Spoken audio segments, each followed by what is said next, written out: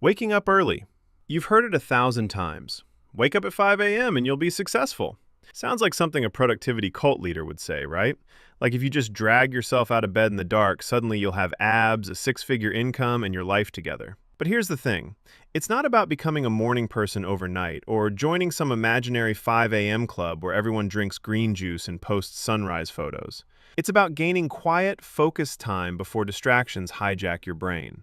Early mornings equal better planning, less stress, more productive hours. You're not fighting through emails, phone calls, and other people's emergencies. You're ahead of them. Spend 30 minutes in the morning journaling, reading, or planning your day, and it compounds into massive clarity over months. The rest of the day? You're just reacting to chaos. But those early hours? That's when you actually get to think. You don't need to wake up at 4 a.m. if you don't want to. Just early enough to breathe before the world starts demanding pieces of you. Making your bed. Making your bed sounds trivial, like advice your mom gave you that you ignored for 20 years. It feels pointless, right? You're literally just going to mess it up again in 16 hours. But here's what's actually happening. It's a psychological win first thing in the morning, and your brain actually registers it. It creates a sense of order and accomplishment before you even leave the room. You've completed something. Task started, task finished. And that sets a productive tone for the rest of the day. Studies show that people who make their bed are often happier and more disciplined. Sounds insane, but it's real. Walking into a made bed at night hits different than walking into chaos. It takes 2 minutes, maybe less.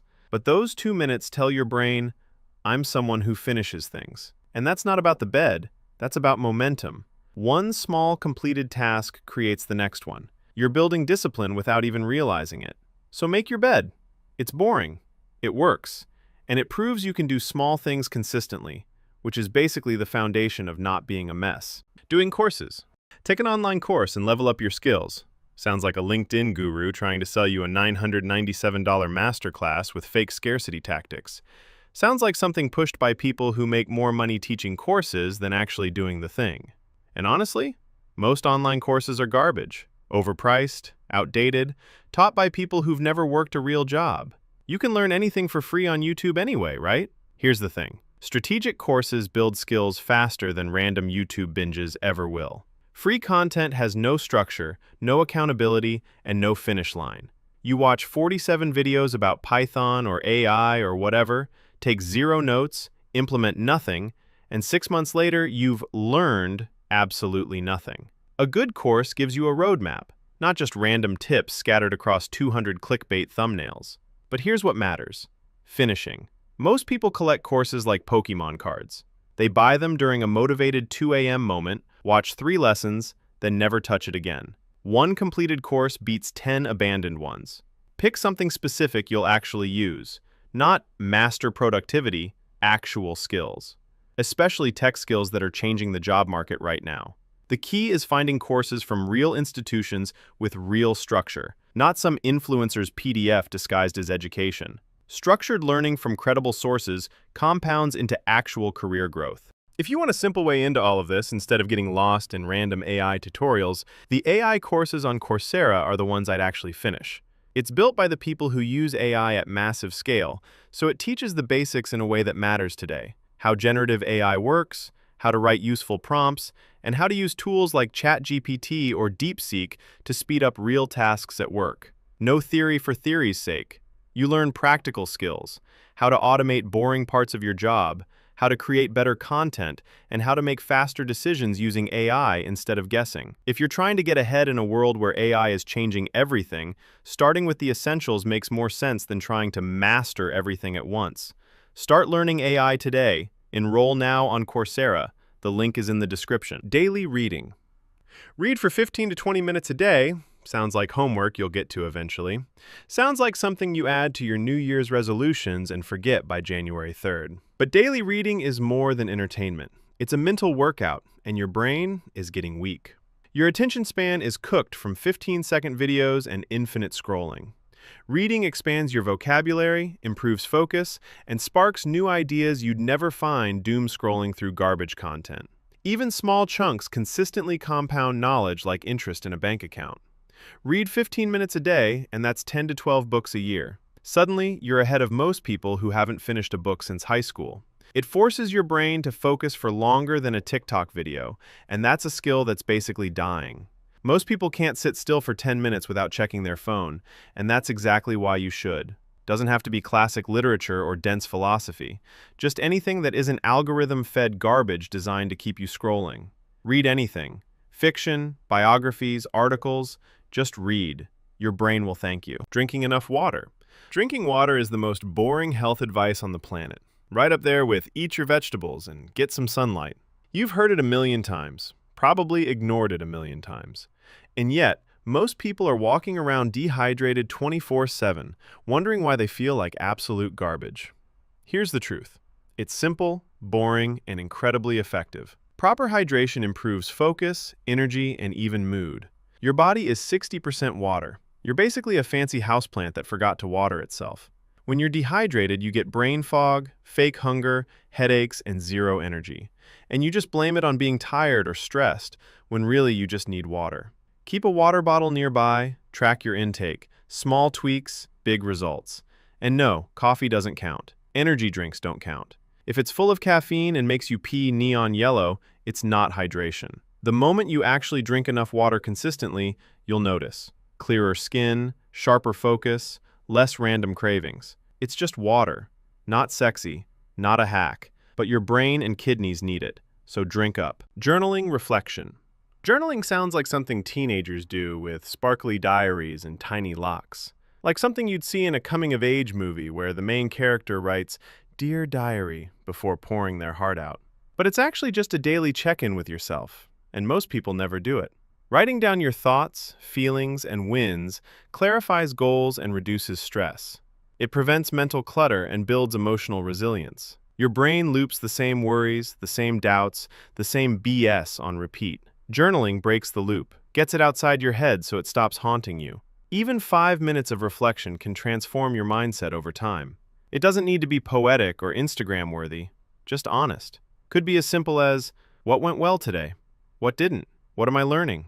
That's it. 3 questions, 5 minutes, and suddenly you're processing emotions instead of bottling them up until you explode. You start seeing patterns, triggers, growth you didn't notice before.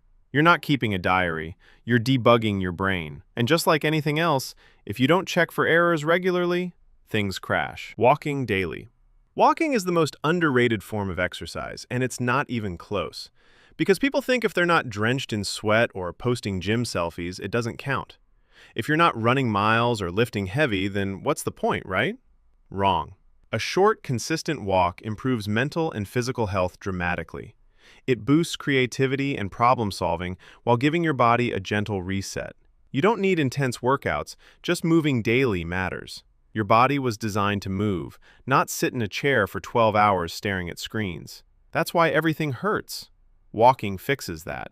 And here's the thing, some of the best ideas happen while walking, not sitting at your desk trying to force productivity.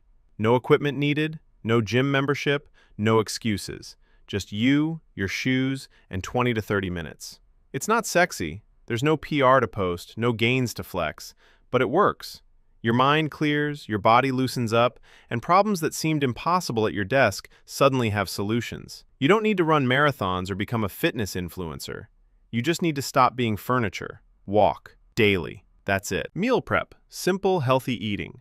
Meal prep sounds like something only bodybuilders do with their color-coded Tupperware containers and chicken, rice, and broccoli for the 7th day in a row. Sounds intense, sounds boring, sounds like way too much effort. But cooking and planning meals saves money, time, and improves health, even if it feels mundane. Here's the reality. When you're hungry, your brain makes terrible decisions. That's when you order $40 of junk food you don't even want because it's easy and it's there. Meal prep isn't about perfection or becoming a chef. It's about having one decent option ready so you're not eating gas station food at 9 p.m. Tiny habits compound over months. Drinking tea instead of soda, swapping chips for fruit. Doesn't need to be fancy. Chicken, rice, veggies works. No blog backstory required. No complicated recipes with 47 ingredients. Just simple, real food that doesn't come in a wrapper. People who don't plan meals don't magically eat healthy when they feel like it. It's not about being a chef. It's about not letting hungry you make stupid decisions. Plan now, eat better later. Digital decluttering. Your phone has 47 apps you haven't opened in months, 12,000 unread emails, and notifications that never stop screaming at you. Your desktop is a graveyard of random files you'll quote-unquote organize later, and you wonder why you feel scattered, distracted, and anxious all the time. Here's the thing. Spending 10 minutes a day cleaning your inbox, phone, or desktop reduces stress and distraction. Digital clutter is real clutter. It's just invisible, so people ignore it. But your brain feels it. Less mental clutter equals more focus, creativity, and calmness in everyday life. Every notification is someone else's priority interrupting yours. Every app you don't use is just sitting there, taking up space and attention. Delete unused apps. Turn off notifications you don't need. Unsubscribe from spam emails you never read. Here's the test. If you haven't opened an app in 30 days, delete it. You can always re-download if you actually need it. Spoiler, you won't. Your attention is being sold to the highest bidder, and you're letting it happen for free. Your phone should be a tool you control, not a slot machine you're addicted to. Clean it up. You'll breathe easier. Gratitude practice. Gratitude journals sound like self-help cringe from overpriced courses, like something an influencer sells you for $47 with a pastel cover and inspirational quotes. But here's the reality. Writing down 1 to 3 things you're grateful for each day actually rewires your brain to focus on positivity. Your brain has a negativity bias. It's wired to focus on what's wrong, what's dangerous, what could go badly. That's survival mode. It kept our ancestors alive, but now it just makes you miserable. Gratitude practice forces your brain to notice what's good instead. And no, this isn't toxic positivity. You're not pretending problems don't exist or ignoring real issues.